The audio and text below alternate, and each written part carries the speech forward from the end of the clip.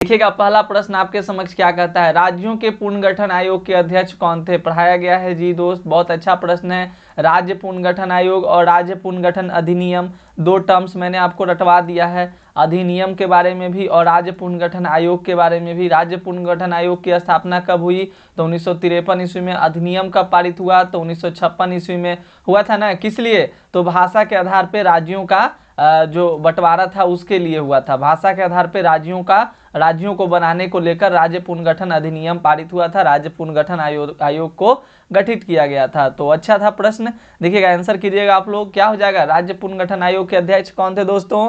Very good, option D आपके न्यायमूर्ति फजल अली। याद रखिएगा न्यायमूर्ति फजल अली आपके बिल्कुल सही जवाब हैं। जिन लोगों ने ऑप्शन डी को लगाया है बहुत अच्छी तैयारी आपकी। नेक्स्ट प्रश्न आप देखिए, प्रश्न संख्या 2 क्या कहता है मित्र।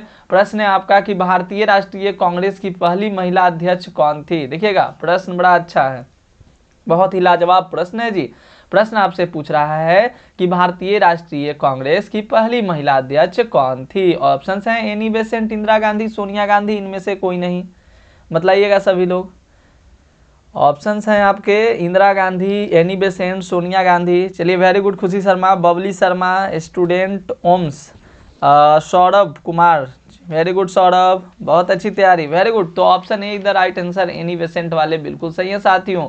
एनी बेसेंट ने भारतीय राष्ट्रीय कांग्रेस की जो थी वो पहली महिला अध्यक्ष थी। अध्यक्ष नहीं कह के आप यहाँ पे अध्यक्षा भी कह सकते हैं या नहीं, अध्यक्षा। हिंदी में ये सब टर्म जो होता है आपसे पूछा जाता है कि बताइए इसका आप लोग लिंग परिवर्तित कीजिए, तो प्रश्न आपसे पूछे जाते हैं तो आपको ध्यान देना होगा। चलिए RA1 gaming, Hrithik Roshan, very good Hrithik Roshan. यहाँ पर प्रश्नों को कीजिए आप लोग। थर्ड नंबर प्रश्न देखिए क्या कहता है कि राष्ट्रीय विकास परिषद की स्थापना कब हुई थी। अच्छा प्रश्न है ये भी। प्रश्न देखिए, राष्ट्रीय विकास परिषद की स्थापना आपसे पूछी जा रही है। ऑप्शन है 1950, 1952, 1955 और 1956।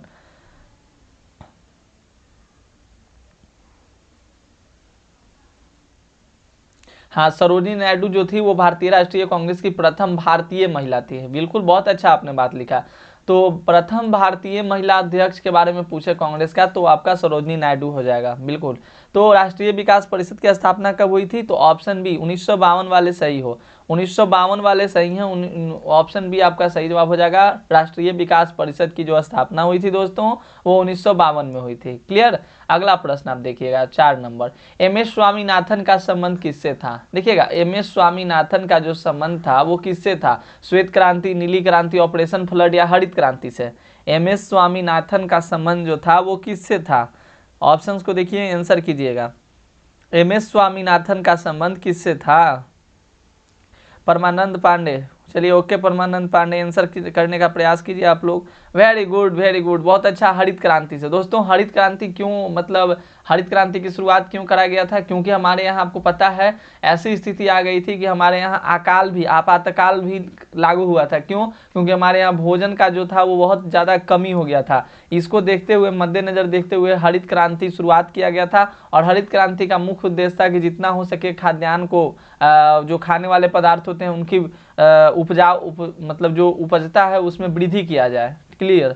तो वृद्धि के लिए किया गया था और इस पर ज़्यादातर जो था वो मतलब संपन्न किसानों के ऊपर ध्यान दिया गया था, संपन्न किसानों पर, ऐसा नहीं कि गरीब किसानों पे। क्योंकि सोचा गया कि अगर गरीब को हम लोग ज़्यादा मदद करेंगे तो उस समय हमारी अर्थव्यवस्था भी सही नहीं थी। आपको पता है कि आपातकाल का समय था, तो इसलिए क्या किया गया कि जो संपन्न किसान थे उन्हीं को ज़्यादा रिसोर्सेज देकर और उनको अच्छा बनाया गया, ताकि ज़्यादा से ज़्यादा जो यहाँ पर प्रोडक्टिविटी हो इसको बढ़ावा दिया जा सके। क्लियर।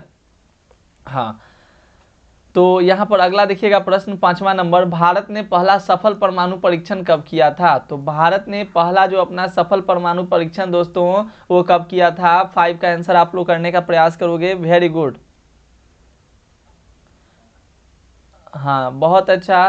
तो यहाँ पर देखिएगा भारत ने पहला सफल परमाणु परीक्षण कब किया था। हमारे यहाँ ऐसे हमारे पर देखिए, भारत में परमाणु अप्रसार संधि पे हस्ताक्षर भी हो गए थे।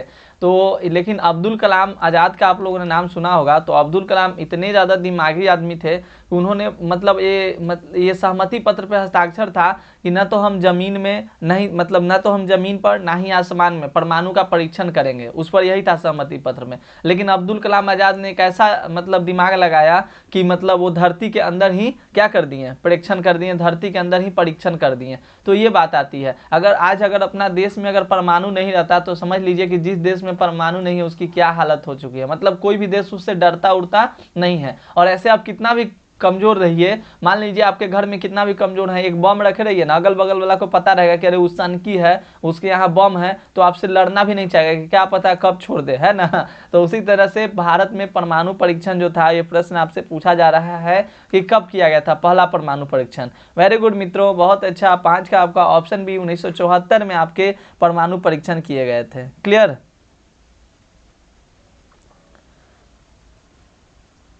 हाँ, इंदिरा गांधी के नेतृत्व में। बहुत अच्छा। किस वर्ष चीन ने भारत पर आक्रमण किया था? हालांकि जब चीन ने आक्रमण किया भारत पे तो चीन विजय भी हुआ था, चीन की जीत भी हुई थी। तो प्रश्न आपसे पूछता है कि किस वर्ष चीन ने भारत पर आक्रमण किया। अब सोचिए, अपना देश आजाद हुआ 1947 में, उसके बाद इसको 2 युद्ध भी लड़ना पड़ गया। तो मतलब अभी नया नया आजादे हुआ था, युद्ध भी लड़ना पड़ गया। तो इसकी स्थिति ऐसे ही खस्ता चल रही थी। ऐसा स्थिति हमारे यहाँ भारत में आया कि आपातकाल घोषित करना पड़ा था, है कि नहीं? आपातकाल घोषित करना पड़ा था। किस तरह से, सोचिए वो क्या समय था, कैसे हमारे यहाँ के नेताओं ने मतलब इसको हैंडल किया था। आज का तो होगा तो आज लोग इतना राजनीति करने लगेंगे कि और भी जो रहेगा उसको ले डुबाएंगे, है कि नहीं? जिस प्रकार से आज आप लोग देख रहे हैं कि हम लोग सोशल मीडिया पे देखते हैं, बहुत सारे ऐसे पत्रकार या मतलब ज़्यादातर तो पत्रकारों का ही देखिए देश को मतलब डुबाने के चक्कर में लगे हुए हैं। मतलब उन लोगों को पत्रकारिता करते हैं, जो न्यूज मिलता है अल बल मतलब जो भी उठाकर डाल देना है, व्यूज़ कमा लेना है, बस यही उनका मकसद बन गया है। तो किस वर्ष चीन ने भारत पर आक्रमण किया था? तो 6 का आपका सही जवाब। बहुत अच्छे, नाइस परफॉर्मेंस। ऑप्शन है 1962 में। 19 और दूसरा परमाणु परीक्षण 1998 में। बहुत अच्छा, दूसरा परमाणु परीक्षण 1998 में। Very good. अगला देखिएगा 7 नंबर। भारत में लौह पुरुष के नाम से कौन जाने जाते हैं? तो लौह पुरुष किनका नाम है जी? लौह पुरुष आयरन मैन ऑफ इंडिया के नाम से कौन जाने जाते हैं? आयरन मैन ऑफ इंडिया तो सरदार वल्लभ भाई पटेल। कहाँ गए? तो ऑप्शन सी में आपके दोस्तों सरदार वल्लभ भाई पटेल हैं। इनको लौह पुरुष के नाम से भी जाना जाता है, याद रखिएगा। क्लियर। तो भारत में लौह पुरुष के नाम से कौन जाने जाते हैं? सरदार पटेल, याद रखिएगा, सरदार पटेल। ठीक है दोस्तों, सरदार पटेल को आयरन मैन ऑफ इंडिया के नाम से जाना जाता है। अगर डेली का अगर आप लॉन्ग में 5 क्वेश्चन अभी से याद करते हैं और ऑब्जेक्टिव में, ऑब्जेक्टिव याद नहीं करना है। देखिए ऑब्जेक्टिव कभी भी आपको याद नहीं करना है, ऑब्जेक्टिव प्रैक्टिस करना है। जितना आप ऑब्जेक्टिव प्रैक्टिस कीजिएगा उतना ज़्यादा आपका फायदा होगा, क्योंकि आपके पास कंसेप्ट दे ही दिया गया है। देखिए इन सभी चीज़ों के बारे में कंसेप्ट आपको दिया गया है, तो आप इन सभी चीज़ों को अगर एक बार बार बार प्रैक्टिस कीजिएगा, बार बार बनाइएगा। मॉडल अपलोड होगा, मॉडल पेपर आप लोग सोल्व कीजिएगा। 10-10 मॉडल पेपर हर सब्जेक्ट का मैं अपलोड करूंगा, आप लोग उसको अपने से घर पे प्रैक्टिस कीजिएगा। 8 नंबर प्रश्न देखिए कि भारतीय राष्ट्रीय कांग्रेस के संस्थापक कौन थे? भारतीय राष्ट्रीय कांग्रेस के संस्थापक की बात की जा रही है। अभी कुछ देर पहले आपसे ऊपर में प्रश्न पूछा था कि बताइए कि भारतीय राष्ट्रीय कांग्रेस की पहली महिला अध्यक्ष कौन थी? तो पहली महिला अध्यक्ष में आप लोगों ने एनी बेसेंट बताया, फिर आप लोगों ने ये भी जाना कि भारतीय अगर पूछे तो सरोजनी नायडू हो जाएगा। लेकिन यहाँ पर प्रश्न पूछा है कि भारतीय राष्ट्रीय कांग्रेस के संस्थापक कौन थे? तो कौन थे संस्थापक?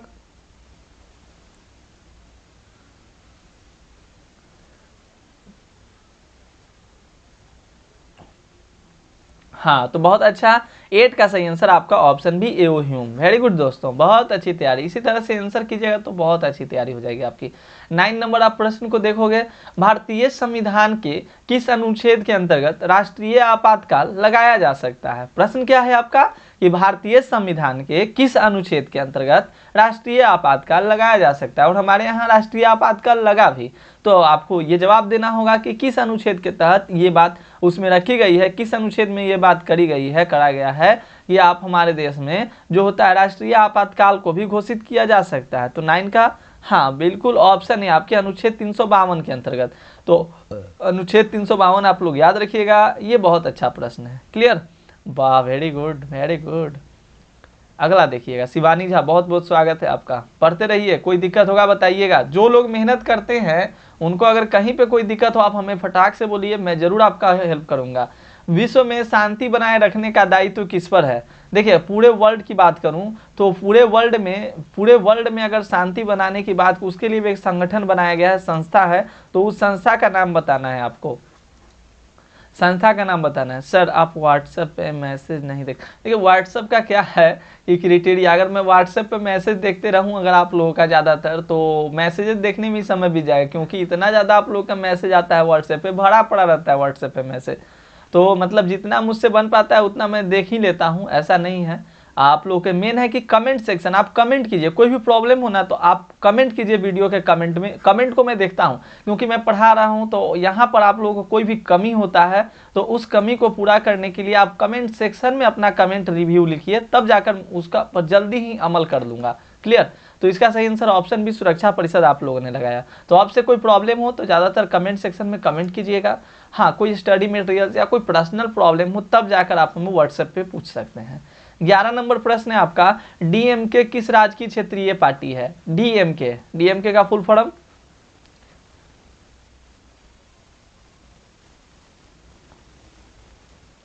डीएमके का फुल फॉर्म, नहीं चॉकलेट खाए थे अभी, चॉकलेट खाए थे, चॉकलेट खाने से यही होता है।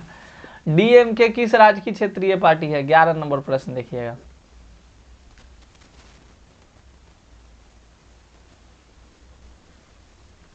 तमिलनाडु का, कोई तो लिखे।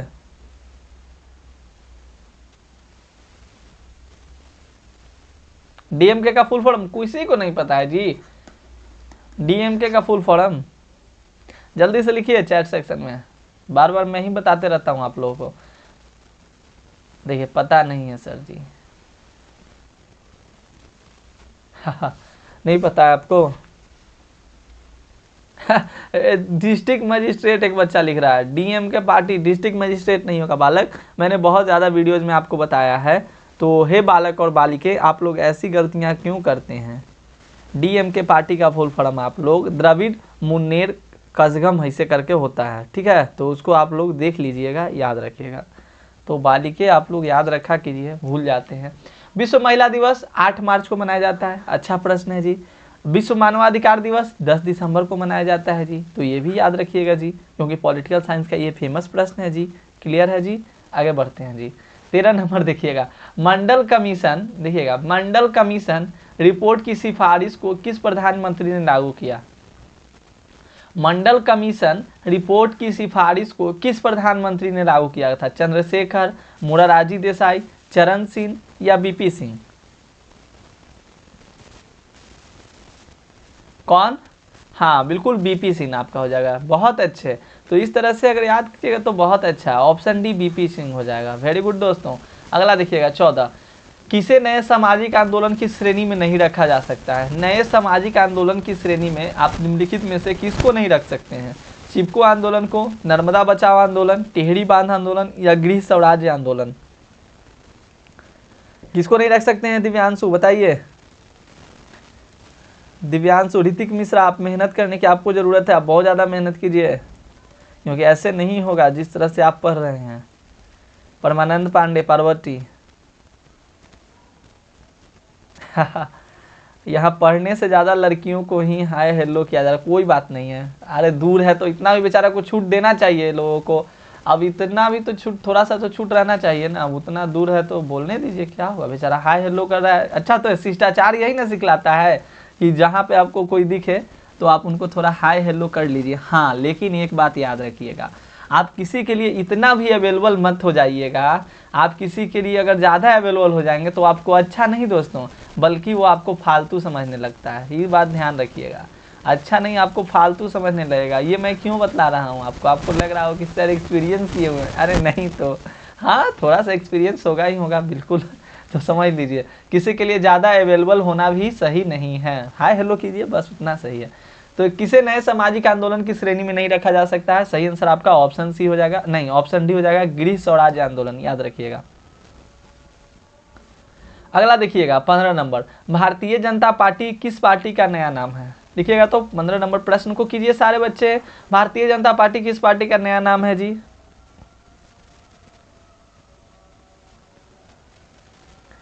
क्लियर? तो याद रखिएगा 15 का सही आंसर ऑप्शन ए हो जाएगा भारतीय जनसंघ। भारतीय जनसंघ का जो नया नाम हुआ भारतीय जनता पार्टी यानी कि बीजेपी में, यानी देखिए भारतीय जनसंघ से ढेर सारी पार्टियां टूटी हैं आपकी, तो आपको ध्यान देना रखना है। एक लड़का लिख रहा है कोई कि आप हुए थे क्या सर? मतलब थोड़ा सा मैं आपको बतला देता हूँ। अरे भाई खुद नहीं हुआ होगा तो हो सकता है कि किसी के साथ ऐसा हुआ होगा, कोई मेरे कंटेक्ट में ऐसा होगा कि जो ज़्यादा अवेलेबल रहता होगा, उसको किसी ने वैल्यू नहीं दिया होगा, तो मैं आपको शेयर कर रहा हूँ, मैं आपको बतला रहा हूँ। तो कहीं ना कहीं से मुझे एक्सपीरियंस मिला है, तभी ना मैं आपको ये बातें बतला रहा हूँ। जब मैंने या मेरे मतलब कोई मेरा जो करीबी हो उसने इस बात को एक्सपीरियंस नहीं किया होगा तो मैं कैसे आपको बतलाता?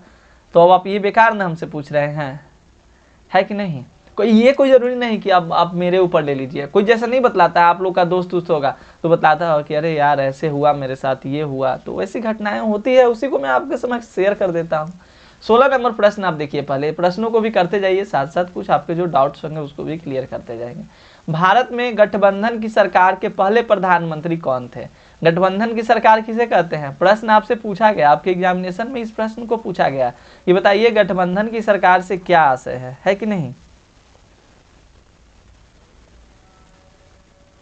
तो गठबंधन की सरकार के पहले जो आपके मतलब जब दो से ज़्यादा पार्टी आपस में मिल जाती है, मतलब कह सकते हैं कि एक से ज़्यादा पार्टी अगर आपस में मिल जाती है तो उसको गठबंधन कहते हैं। और महागठबंधन तब हो जाता है जब दो से ज़्यादा पार्टी आपस में मिल जाती है। क्लियर? तो भारत में गठबंधन की सरकार के पहले प्रधानमंत्री कौन थे? 16 का आंसर आपका हो जाएगा ऑप्शन ए बीपी सिंह, याद रखिएगा। एक बच्चा लिख रहा है कि सर लव करना है तो LBSNA से कीजिए, ठीक है।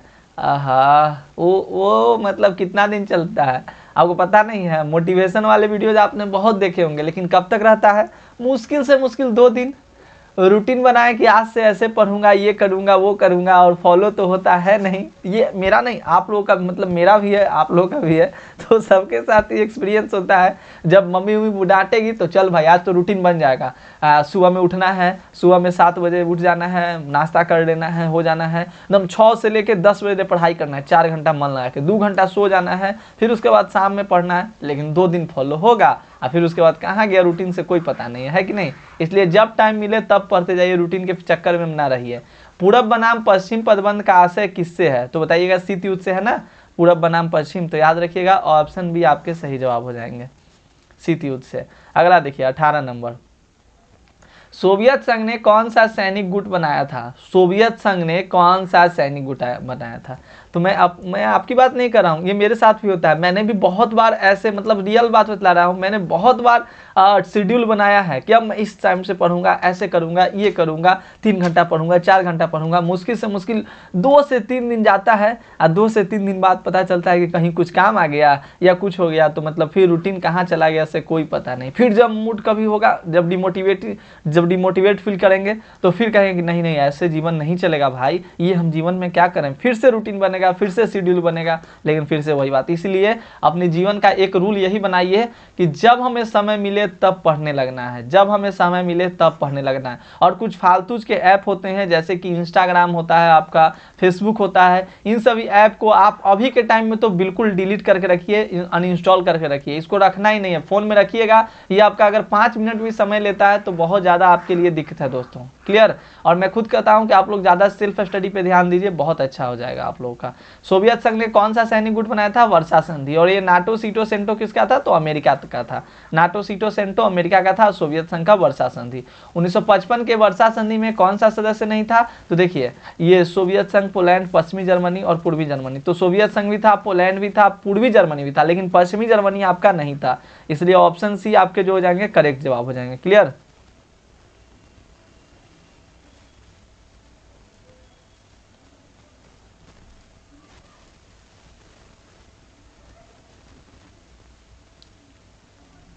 हाँ, एक ने बहुत अच्छा कमेंट लिख दिया है कि जी सर आप कहते हैं कि कल शाम में बच्चों को पढ़ाऊंगा और फिर नहीं पढ़ाते। नहीं, पढ़ाने में मैं कभी कंप्रोमाइज़ नहीं करता, ये मैं बता दे रहा हूँ।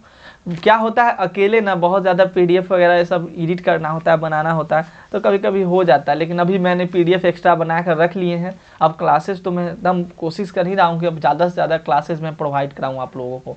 1900, क्योंकि समय बहुत कम है, मुझे भी एहसास हो ही रहा है। 1955 के वर्षा संधि में कौन सा सदस्य नहीं था, तो ये तो हो गया पश्चिमी जर्मनी, पूर्वी जर्मनी आपका था। देखिएगा 1917 में रूस में समाजवादी राज्य स्थापना किसने की, प्रश्न को देख लीजिए, प्रश्नों को देखिए आप। 1917 में रूस में समाजवादी राज्य की स्थापना किसने की थी, कार्ल मार्क्स, फ्रेडरिक एंजियल्स या लेनिन या स्टॉलिन, तो लेनिन, बिल्कुल लेनिन आपके सही जवाब हो जाएंगे। अगला देखिएगा, परमाणु अप्रसार संधि पर किस राज्य ने हस्ताक्षर नहीं किए थे, तो यहाँ पर जो आपका भारत था इसी ने हस्ताक्षर नहीं किया था परमाणु अप्रसार संधि पर। अगला देखिएगा, यूरो क्या है दोस्तों, यूरो क्या है, तो यूरो जो है यूरोपीय संघ की एक मुद्रा है, याद रखना है।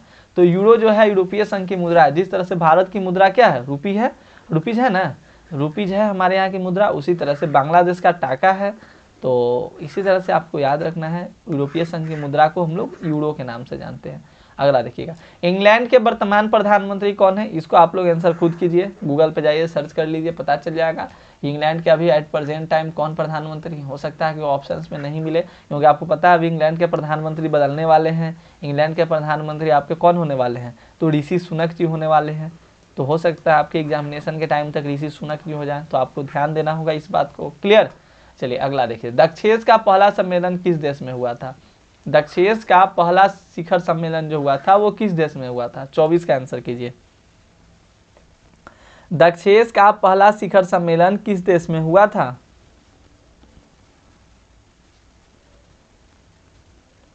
अभी ऋषि सुनक ने शपथ नहीं लिया है, इसीलिए तो मैं नहीं बताया आप लोगों को, मैं डायरेक्ट बोला कि चलिए आप लोग ध्यान रखिएगा। हाँ, ऋषि सुनक याद कर सकते हैं, क्योंकि आपके एग्जाम टाइम तक तो ऋषि सुनक ही हो जाएंगे ना।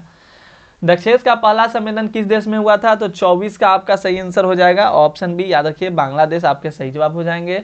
नेक्स्ट आप प्रश्नों को देखिएगा, प्रश्न संख्या 25 को देखिए कि राष्ट्रीय पंचायत किस देश की संसद है। प्रश्न ऐसे पूछे जाते हैं आपसे, प्रश्न आपसे पूछ भी रहा, पलक दुबे बताइएगा। प्रश्न है कि पार्वती कुमारी और आशीष कुमार ब्लॉग, राष्ट्रीय पंचायत किस देश की संसद है, राष्ट्रीय जो पंचायत है वो किस देश की संसद है, प्रश्न आपसे पूछ रहा है। तो 25 का सही जवाब बिल्कुल दोस्तों ऑप्शन सी हो जाएंगे, नेपाल आपका सही जवाब हो जाएगा। ठीक है, तो राष्ट्रीय पंचायत आपका नेपाल, नेपाल का राष्ट्रीय पंचायत पूछ रहा है, बताइए तो आप लोग, राष्ट्रीय पंचायत किस देश की संसद है,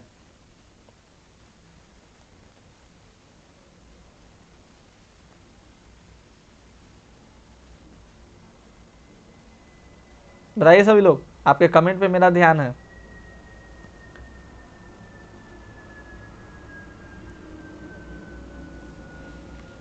वेरी गुड, तो वाह, कंफ्यूज नहीं होते हैं आप लोग, नेपाल था, नेपाल सर, नेपाल था, नेपाल। ठीक है, अगला देखिएगा, नेक्स्ट प्रश्न है आपका 26 नंबर, निम्नलिखित में से कौन सा देश सार्क का सदस्य है, सार्क बहुत इंपॉर्टेंट है सर, पहला बुक तो आप पढ़ाए ही नहीं है तो कैसे बताएंगे, चलिए आज भर याद कर लीजिए, जल्दी से जल्दी बुक खत्म कर देना तो आपको क्लियर हो जाएगा। देखिएगा प्रश्न है यहाँ पर, निम्नलिखित में से कौन सा देश सार्क का सदस्य है, तो 26 का आपका सही जवाब ऑप्शन डी, भारत जो है वो सार्क का सदस्य है। अगला देखिएगा, वर्तमान में संयुक्त राष्ट्र संघ का महासचिव कौन है, तो भैया 2017 की मैं बात बता रहा हूँ, एंटोनियो गुटरेस थे। अभी तक इसकी गूगल पे भी अपलोडेड नहीं है कि कौन है, इसलिए आप एंटोनियो गुटरेस को ही याद रखिएगा। मैंने गूगल पे भी सर्च करने का प्रयास किया कि अभी वर्तमान में कौन है, तो एंटोनियो गुटरेस ही दिखा रहा है, तो आप ध्यान दीजिएगा। क्लियर। अगला देखिए, अंतर्राष्ट्रीय न्यायालय का मुख्यालय कहाँ है, तो अंतर्राष्ट्रीय न्यायालय का मुख्यालय कहाँ है, अंतर्राष्ट्रीय न्यायालय देख लीजिए, अंतर्राष्ट्रीय न्यायालय का मुख्यालय आपसे पूछा जा रहा है, तो हेग आपके हो जाएंगे, आपको याद रखना होगा। यूएनओ निशस्त्रीकरण आयोग कब बना था, यूएनओ निशस्त्रीकरण आयोग कब बना था, तो यूएनओ निशस्त्रीकरण आयोग आपका बना था 1952 ईस्वी में, है ना। नेक्स्ट देखिए, 1992 में किस शहर में पृथ्वी सम्मेलन हुआ, तो 1992 में जो पृथ्वी सम्मेलन पहला हुआ था वो आपका रियो डी जेनेरियो में ही हुआ था पृथ्वी सम्मेलन। और नेक्स्ट आप देखिए प्रश्नों को, कि निम्नलिखित में से किस देश ने खुले द्वार की नीति अपनाई थी, आंसर कीजिएगा आप लोग, याद होगा तो, खुले द्वार की नीति किसने अपनाई थी, खुले द्वार की नीति अपनाने वाले निम्नलिखित में से आपके कौन हैं,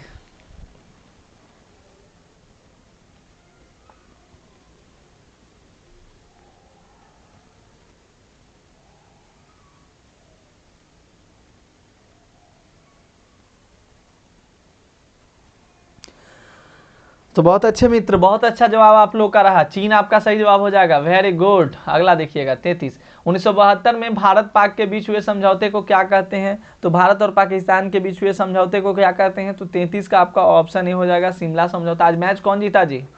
आज का क्रिकेट मैच कौन जीता? इंग्लैंड। क्या कहा जाए, वेरी सैड न्यूज़ ना, लेकिन अब जो हुआ से हुआ। तो 1972 में भारत पाक के बीच अगर होता, अगर आज जीत जाता ही, तो कितना मज़ा आता एकदम, इसका एकदम फाइनल देखने में, एकदम मज़ा आता। 2013 के बाद एकदम फिर मज़ा आने वाला था हम लोगों का, लेकिन सब पानी फिर गया है ना। तो चलिए कोई बात नहीं। 1972 में भारत पाक के बीच हुए समझौते को क्या कहते हैं? शिमला समझौता कहते हैं। क्लियर। अगला देखिएगा, भारतीय अर्थव्यवस्था है, कैसी अर्थव्यवस्था है भारत की? तो भारत की अर्थव्यवस्था आपकी मिश्रित अर्थव्यवस्था है, ना तो पूंजीवादी ना तो साम्यवादी है, तो यहाँ पर मिश्रित अर्थव्यवस्था, तो इसको आपको ध्यान देना होगा। अंतर्राष्ट्रीय मुद्रा कोष का मुख्यालय कहाँ है? मुद्रा कोष की बात करी जा रही है, तो मुद्रा कोष का यहाँ पे बात किया जा रहा है, तो बताइएगा दोस्तों अंतर्राष्ट्रीय मुद्रा कोष का मुख्यालय कहाँ है? तो 35 का आपका सही जवाब ऑप्शन डी वाशिंगटन, वाशिंगटन हो जाएगा।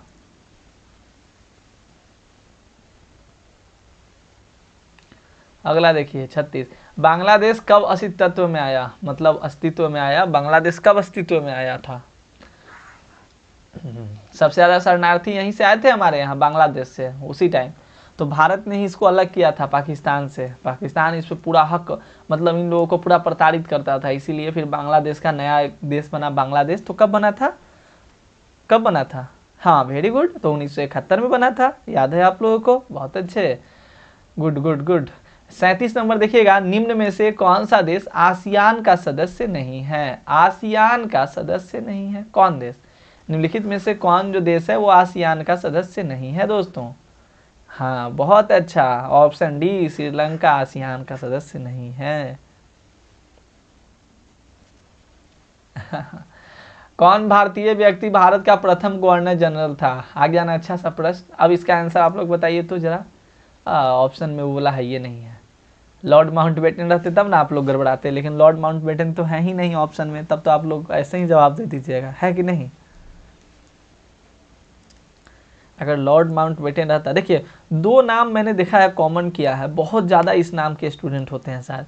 खुशी नाम का स्टूडेंट बहुत ज़्यादा, और एक रजिया सुल्तान नाम के स्टूडेंट बहुत ज़्यादा होते हैं। दो नाम मैंने गौर किया है। शिवानी ये सब बहुत रेयर केस में नाम मैंने मुझे देखने के लिए मिला है, लेकिन ये सब जो हो गया खुशी, तो मतलब समझिए कि भरा पड़ा है। नहीं तो अभी हमारे चैनल से 50-60 खुशी कुमारी पढ़ती होंगी केवल। हाँ जी बिल्कुल। तो यहाँ देखिएगा, कौन भारतीय व्यक्ति भारत का प्रथम गवर्नर जनरल था? तो 38 का सही आंसर आपका हो जाएगा ऑप्शन बी, सी राजगोपालाचारी। ठीक है। अगला देखिए, नेक्स्ट देखिए, किस देश ने सुरक्षा परिषद में निषेधाधिकार का सर्वाधिक बार प्रयोग किया था? तो सबसे ज़्यादा प्रयोग करने वाले आपके कौन है? तो यूएसए और रूस ने सबसे ज़्यादा बार निषेधाधिकार का प्रयोग किया था, यूएसए और रूस ने। क्लियर।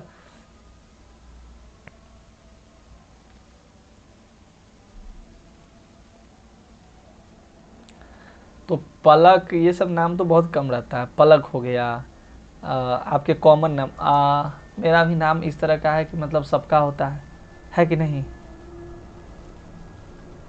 यूनिक नेम, हाँ रूस लगाइएगा उसमें, सही है। इसको रूस, मतलब मैंने बताया आपको कि यूएसए और रूस ने सबसे ज़्यादा बार प्रयोग किया था, लेकिन रूस आप लोग आंसर लगाइएगा, क्योंकि दोनों ऑप्शन है तो ज़्यादा बार रूस ने किया है। यहाँ देखिएगा, कहता योजना आयोग को भंग करके कौन सा आयोग बना था? नीति आयोग, वित्त आयोग, राज्य वित्त आयोग, और इनमें से कोई नहीं। इसके जो हेड होते हैं वो प्रधानमंत्री होते हैं। तो किस आयोग बना था? अभी कुछ दिन पहले ही हम लोगों ने क्लासेस में पढ़ा है, क्रैश कोर्स वाले क्लास में। तो जो लोग पॉलिटिकल साइंस का क्रैश कोर्स नहीं कर रहे हैं, आप लोगों में से कितने लोग ऐसे हैं जो कि क्रैश कोर्स का सारा वीडियो देखे हैं? क्रैश कोर्स के सारे वीडियोस को कंप्लीट करते जाइए। क्लियर। नहीं तो आपको बाद में बहुत ज़्यादा परेशानियों का सामना करना पड़ेगा। तो 2015 में नीति आयोग बना था। क्लियर। तो योजना आयोग का नाम चेंज करके नीति आयोग बनाया गया था। तो याद रखिएगा, आपके यहाँ पर हो जाएंगे नीति आयोग। क्लियर है दोस्तों। तो इसका आंसर आपका नीति आयोग हो जाएगा। कुछ प्रश्न अगर आपको हमसे पूछना है तो पूछ लीजिए। बाकी BSc क्यूज वेबसाइट पे तो बड़ा अच्छा काम चल रहा है, उस पर बहुत ज़्यादा आ ही रहा है। तो पलक दुबे प्लेलिस्ट में जाइएगा, आपको मिल जाएगा। नहीं, क्लास को करते जाइए, सारे वीडियोस को देखिएगा, आपको किसी तरह की कोई दिक्कत नहीं हो। ऑब्जेक्टिव एज वेल एज आप सब्जेक्टिव सारे चीज़ों को अच्छे से कंप्लीट कर सकते हैं। हाँ खुशी, मुझे पता है आपने देखा है, क्योंकि आपके कमेंट भी आते हैं। शिवानी झा का तो मतलब कहना ही नहीं है, इन्होंने तो सारे वीडियोज़ को देख लिया है। परमानंद पांडे कंप्लीट कर लीजिएगा आप लोग। वीडियोज़ बनाता हूँ तो आप लोग देखा कीजिए, वीडियोज़ को शेयर किया कीजिए। ऐसे भी पता नहीं क्यों इस बार बच्चे ज़्यादा इनएक्टिव मुझे दिख रहे हैं, क्योंकि पिछली बार की अगर मैं बात करूँ तो इस टाइम के नवंबर के टाइम में अप्रोक्स लाइव में कम से कम बच्चे 500 प्लस बच्चे जुड़ जाते थे। अभी देख रहा हूँ तो अभी मात्र 80-82, मतलब लोगों को मजाक लग रहा है शायद एग्ज़ाम पास करना। चलिए कोई बात नहीं, चलिए मिलते हैं हम लोग अगले क्लास में। तब तक के लिए धन्यवाद। इसी तरह से आप लोग क्लास को करते रहिएगा, ज्वाइन करते रहिएगा। मिलेंगे हम लोग सुबह की क्लास में दोस्तों, सुबह में हम लोग क्लास करेंगे, तो उसी क्लास में हमारी मुलाकात होगी। तो स्टे ट्यून, चैनल को सब्सक्राइब कर लीजिएगा ताकि आपको नोटिफिकेशन मिलता रहे। किस तरह की कोई प्रॉब्लम हो तो आप अभी पूछ लीजिए हमसे, नहीं तो हम चलते हैं। मेरा एज कितना है, तो मेरा एज कितना होगा, ऐसे तो उम्र बताना नहीं चाहिए, लेकिन समझ लीजिए कि मतलब कितना होगा एज आपसे, आप लोगों से 3-4 साल बड़ा होगा, है कि नहीं, बस इतना समझ लीजिए।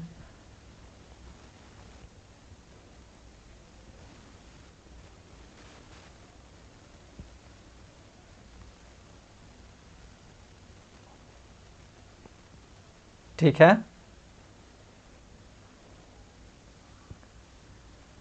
हाँ टेलीग्राम पे बहुत सारे पीडीएफ है। हाँ टेलीग्राम पे बहुत ज़्यादा पीडीएफ है, आप उन पीडीएफ को आप कंप्लीट कर लीजिएगा। सेट बहुत ज़्यादा सेट आप मतलब ऑलरेडी उसमें डाला गया है।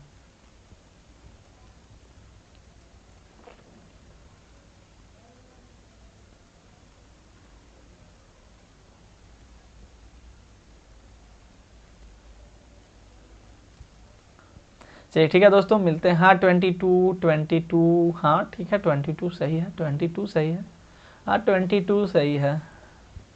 थोड़ा सा आगे पीछे हो सकता है 3-4 महीना, अब उसमें क्या दिक्कत है।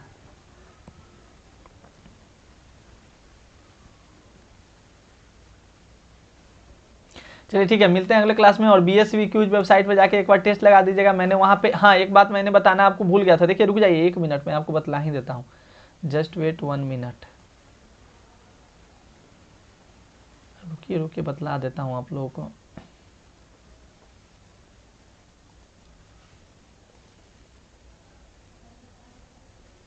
दिख रहा है सभी को?